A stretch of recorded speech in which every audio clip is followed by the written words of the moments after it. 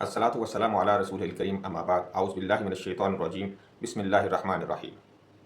मैं हूँ मोहम्मद फ़ारूक बट। हमारा YouTube channel Farooq but officials, हमारे चैनल को सब्सक्राइब करें, बेल आइकॉन को ज़रूर क्लिक करें।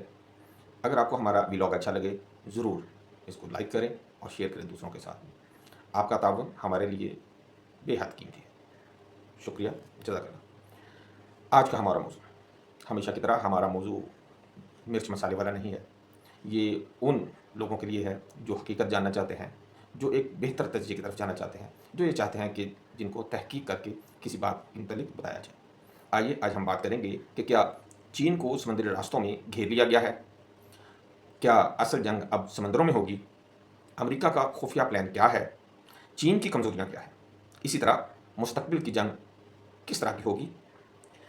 और चीन की तिजारत का 80% कौन कंट्रोल कर रहा है या करने के प्रोग्राम में है? इसी तरह ये जो जंग हो रही है, ये जंग बंदूकों से नहीं बल्कि मुआशी रास्तों से लड़ी जा रही है। आइए हम इन तमाम बातों का एक एक करके जवाब ढूंढते हैं। नाज़रीन, जब हम इन सवालों की तरफ जाते हैं तो इससे पहले एक ज़ेली सवाल पैदा होता है। वो सवाल क्या है? वो सवाल ये है कि ये आबनाए या जिसको हम स्ट्रेट कहते हैं, ये क्या चीज़ है? नाज़रीन, आबनाए बेसिकली दो खुश्कियों के दरमियान पानी का वो तंग रास्ता होता है जो दो बड़े समंदरों या दो बड़े आबी ज़खायर को आपस में मिला रहा होता है। इस हवाले से अगर हम देखें तो दुनिया में कितने आबनाए हैं? तकरीबन 500 से ज़ायद हैं। लेकिन स्ट्रेटजिकली जो इम्पॉर्टेंट हैं, जो बहुत ख़ास हैं, जो बहुत ज़रूरी हैं, उनकी तादाद तकरीबन 50 के करीब है। 500 तो बहुत ज़्यादा है, 50 चले हम कहें थोड़ी कम तो है, लेकिन 50 आबनाए ऐसे हों जो समुद्री रास्तों में ऐसे रास्ते हों जो बड़े ज़रूरी हों दुनिया के लिए, तो ये भी बहुत बड़ी तादाद है। अब हम आते हैं अपने असल मौजू की तरफ। आबनाए से निकलते हैं और चीन में चलते हैं जी। चीन के इस्तेमाल करदा जो आबनाए हैं ये तकरीबन 5 के करीब है और इनमें ज़्यादा जो ज़रूरी हैं वो 4 हैं। चीन के इस्तेमाल करदा आबनाए जो हैं उसमें मलाका स्टेट या जिसको आबनाए मलाका कहा जाता है, ये 80% के करीब यहाँ से माल गुजरता है, इसका तेल और दूसरा जो ज़रा तिजारत का सामान है। इस तरह जो हुर्मज़ है वहाँ से बाकी सामान तो गुजरता है, लेकिन तकरीबन 20% ज़रूरत जो तेल की है वो चीन यहाँ से पूरी करता है। इसी तरह बाबुल मंदब से भी और लुज़ान से भी। आगे हम अगर बात करें अपनाई मलाका की, जैसे मैंने आपसे कहा अपनाई मलाका, तो चीन की 80% तेल और तजारती सामान जो दुनिया का मसरूफ़ तरीन बहरी रास्ता है, जो इंडोनेशिया और मलेशिया और सिंगापुर के करीब से गुजरता है। ये तकरीबन 900 किलोमीटर लंबा एक रास्ता है, एक तंग सा आबनाई है। और फिर आबनाई हुर्मुज़, इसके मतलब तो अब तो बच्चे बच्चे को पता लग गया है कि खलीज फ़ारस से खलीज अमान या बहराए अरब की तरफ निकलने वाला एक तंग सा दर्रा है जो 33 किलोमीटर चौड़ा है। तो चीन के खलीजी तेल का 90%, चीन का तो 20%, लेकिन ईरान का 90% जो तेल है वो, ईरान का तो 100% जाएगा यहाँ से अगर हम कहें तो, और उस 100% में से 90% चीन को जाता है। तो इस हवाले से चीन का जो तेल है, चीन के लिए जो तेल यहाँ से निकलता है वो 20% के करीब है। आबनाए मलाका की हम इससे पहले बात कर रहे थे, तो मैं कह रहा था कि वो बहुत ज़रूरी है। 80% के करीब सामान तजारत और तेल वहीं से गुजरता है चाइना के लिए। 25 अप्रैल 2026 को एक मीटिंग होती है हुकूमती वज़रा की और सेक्रेटरीज़ की, जिसमें वज़ीर ख़जाना ये तजवीज़ देते हैं, 25 अप्रैल 2026 की बात कर रहा हूँ, कि आबनाए मलाका पर ट्रांजिट फ़ीस लगा दी जाए। खरबूजे को देख के खरबूजा किस तरह रंग पकड़ता है, आपको यहाँ से थोड़ा अंदाज़ा होगा। अब वो तमाम ममालिक जो मुख्तलिफ़ किस्म के आबनाए पर मौजूद हैं, उन तमाम को ये हौसला हो रहा है कि वो भी अपने उस आबनाए पर जो उनके साथ से गुजर रहा है, जो उनके कंट्रोल में है, उस पर फ़ीस लगाना शुरू करते हैं। वो तमाम ममालिक जो अपना तजारती सामान पूरी दुनिया में एक जगह से दूसरी जगह भेज रहे हैं, ये उनके लिए तकलीफ़ का और एक ख़तरे का निशान है। वजह यह है कि इस तरह तो उनके सामान को भेजने पर भी ख़र्चा ज़्यादा हो जाएगा और मंगवाने पर भी ख़र्चा ज़्यादा हो जाएगा। और अगर जैसा कि ईरान इस वक्त अपनी मुकम्मल जोर लगा रहा है कि आबनाए हुर्मत पर उसे टॉल या फ़ीस लेने दी जाए, अगर उसको इजाज़त दे दी जाती है तो ये जो बाकी पूरी दुनिया के आबनाए हैं, ये दुनिया की तजारत के साथ फिर क्या करेंगे? ये सब भी यही करेंगे तो फिर कर ली तजारत। बहरहाल, एक आपको याद होगा किसी ज़माने में किसी भी शहर में जब सामान तिजारत आता था, किसी ज़माने में मैं भी, क्योंकि सामान वाले साहब के लिए भी लेके आता था, अपने चचाओं के लिए भी। जिस ज़माने में मैंने भी एक छोटी सी दुकान की तो उसके लिए सामान लाता था, तो एक चुंगी होती थी हर शहर से पहले। वहाँ पे हम बताते थे कि हम इतना सामान लेके आए हैं, इतने डिब्बे हैं, इतने कार्टन्स हैं, वो उस हिसाब से एक अपना बनाते थे, फिर उसके बाद हमसे टॉल वसूल कर लेते थे। तो यही सारा सिलसिला कार अब हर आबनाई पर हर मुल्क करना चाह रहा है जो उस आबनाई का मालिक है। इसी दौरान हमने ये भी सुना कि अमेरिका इंडोनेशिया के साथ फ्री एक्सेस का मुआहदा करने जा रहा है। جو کہ خفیہ طریقے سے کر لیا جانا تھا، لیکن کسی وجہ سے یہ پوسٹ پون ہو گیا ہے۔ تو امریکہ نظر جمائے ہوئے ہے کس پہ؟ آبنائے ملاقہ پہ۔ کس لیے؟ مستقبل کے لیے، کہ چین کو جیسے ہم نے یہاں بے دست و پا کیا ہے، وینزویلا میں بے دست و پا کیا ہے اس کی انرجی کی ضروریات کے لیے، تو ایک یہ چوک پوائنٹ بھی ہے، تو اس کو بھی آنے والے مستقبل میں استعمال کیا جائے۔ جیسا کہ ہم آپ کو یہ جو چارٹ دکھا رہے ہیں، ایک تصویر آپ کے سامنے آئی ہے۔ اس تصویر میں آپ دیکھ رہے ہیں کہ ہورموز اسٹریٹ ہے، پھر باب المندب اسٹریٹ ہے، ملاکا اسٹریٹ ہے، سوزان اسٹریٹ ہے اور تائیوان اسٹیٹ ہے۔ یہ مختلف قسم کی اسٹیٹس ہیں جو کہ بہت ضروری ہیں چائنا کے لیے، جیسے ہم آپ سے پہلے ذکر کر رہے تھے۔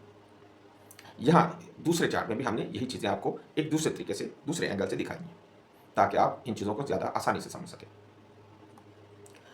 امریکہ نے چین کو گھیرنے کے لیے جو آبنائے کا ہتھیار استعمال شروع کیا ہے، تو اس کا اصل میں مقصد کیا ہے؟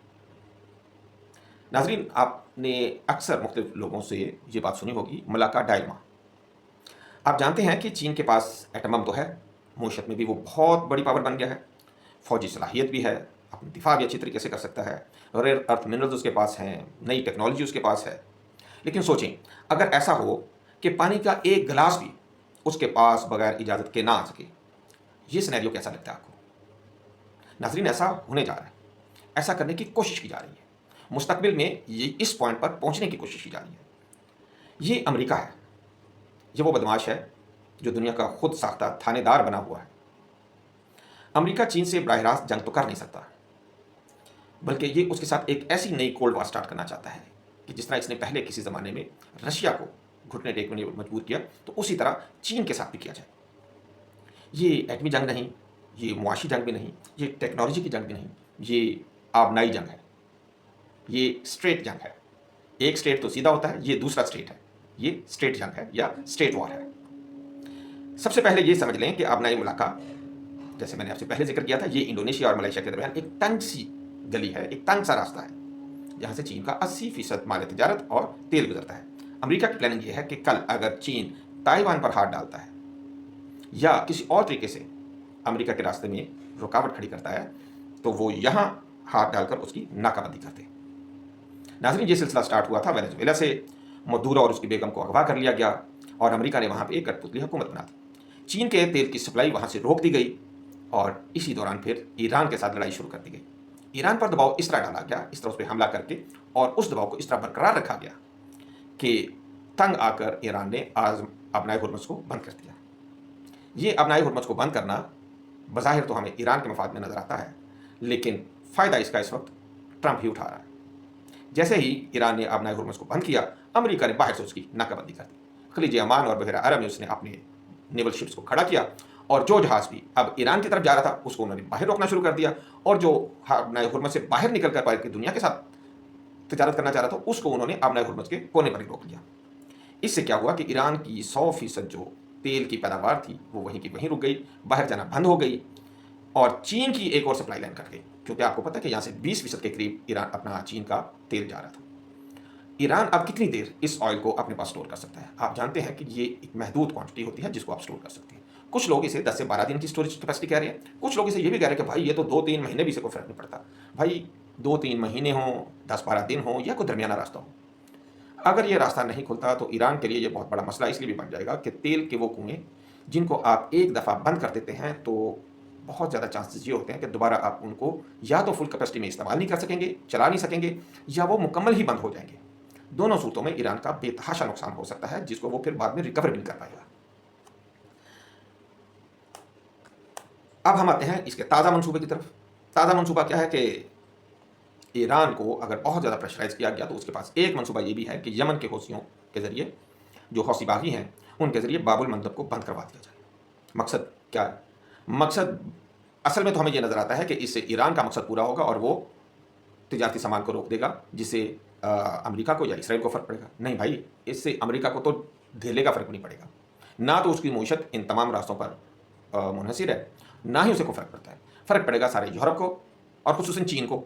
اب چین کا کچھ فیول جو ہے وہ بحیرہ احمر سے باب المندب کے راستے سے آبنائے ملاقہ کی طرف سفر کرتا ہے، تو اگر آپ آبنائے باب المندب کو بھی بند کرتے ہیں حوثی باغیوں کے ذریعے، تو اس سے چین کا 20% یہ گیا، وینیزویلا کا تیل پہلے چلا گیا تھا، اور مزید اس کی فیول کی آپ سپلائی کو روکیں گے۔ یہ تو الٹا آپ اپنے دوست چین کے گلے کے اوپر چھری رکھ دیں گے۔ مقصد کیا ہوگا؟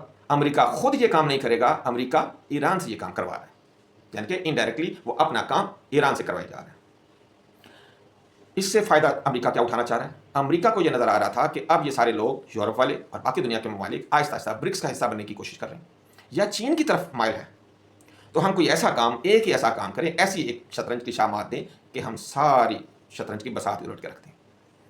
تو یورپ اور مشرق وسطیٰ کے ممالک آبنائے باب المندب اگر بند ہوتا ہے تو یورپ بھی گیا تیل سے، مشرق وسطیٰ کے ممالک کو بھی تکلیف ہوگی، ظاہر ہے سب کی پروڈکشن رک جائے گی، اور چین کی جانب جو ان کا بڑھتا ہوا رجحان ہے اس کو بھی یہ کنٹرول کر لیں گے، اور سارے پھر دوبارہ مل کے کس کے ترلے کارے ہوں گے؟ امریکہ کے، اور امریکہ صاحب پھر بدماشی کے چکر میں جناب میں کھلواتا ہوں یہ سارے راستے، لیکن میری شرائط پہ آپ کام کرو۔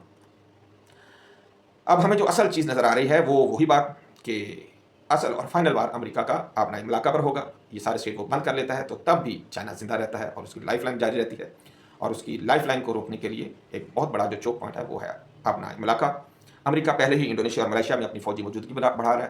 میں نے آپ سے پہلے بھی بات کیا کہ اندر کھاتے خفیہ طور پر ہی امریکہ انڈونیشیا کے ساتھ یہ تعلق بنانے کی کوشش میں تھا اور یہ مذاکرات کر رہا تھا کہ مجھے فری ایکسیس دی جائے کہ میں جب چاہے آؤں جاؤں اور آپ کی فضائی راستوں کو استعمال کر سکوں۔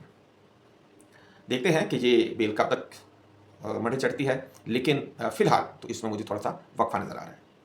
یہ ایسی جنگ ہوگی جو براہ راست نہیں ہوگی۔ امریکہ کر کیا رہا ہے؟ انگلش میں ایک چھوٹا سا محاورہ ہے کہ death by 1000 cut.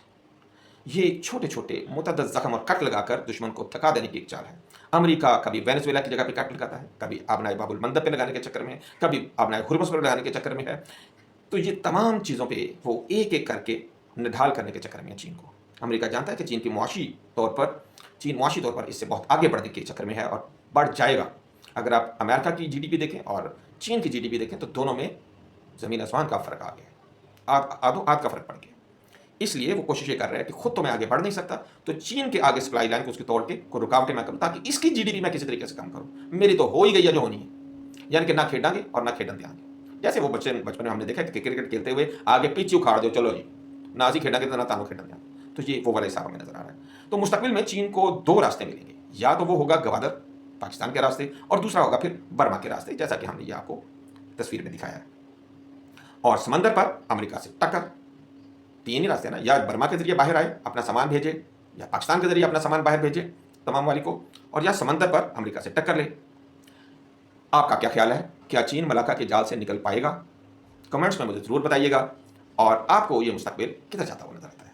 Next vlog تک کے لیے ہمیں اجازت دیجیے گا۔ اللہ حافظ، السلام علیکم ورحمۃ اللہ وبرکاتہ۔